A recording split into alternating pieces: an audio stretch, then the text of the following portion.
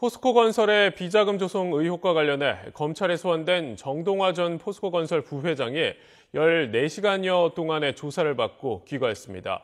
검찰은 정 전 부회장이 관여해 조성한 비자금만 100억 원이 넘는 것으로 보고 조사 결과 등을 분석한 뒤 정준양 전 포스코 회장도 소환할 전망입니다. 이영원 기자가 보도합니다.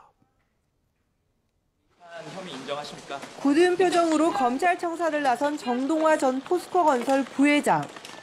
피해자 신분으로 소환돼 조사실로 향한 지 14시간여 만입니다. 조성에 개입한 혐의 인정하십니까? 검찰에 소환된 정동화 전 부회장이 받고 있는 혐의는 횡령 등입니다. 검찰은 정 전 부회장이 크게 3가지 경로를 통해 포스코건설의 비자금을 만드는 데 관여한 것으로 보고 있습니다. 먼저 하도급 업체를 통해 비자금을 만드는 방법입니다. 검찰은 포스코건설이 하도급 업체로부터 영업비 명목으로 뒷돈을 받은 뒤 비자금으로 만든 것으로 보고 있습니다.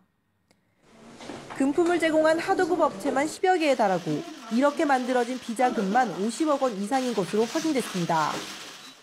다음으로 현장 소장에게 지급되는 현장 활동비를 이용해 비자금을 조성하는 방법입니다. 본사에서 지급하는 현장성 경비를 부풀려 지급한 뒤 일부를 다시 본사가 가져가는 방식으로 비자금을 만드는 겁니다.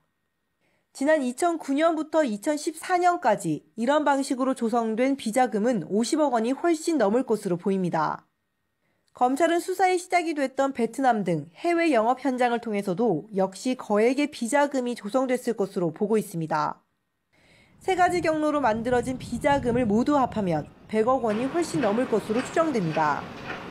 검찰은 비자금 조성 당시 정 전 부회장이 의사결정권자인 포스코건설 사장으로 재직하고 있었던 데다 관련자 조사 등을 통해 충분한 증거를 확보한 만큼 비자금과 정 전 부회장과의 연결고리를 찾아 법적 책임을 물을 수 있을 것으로 보고 있습니다.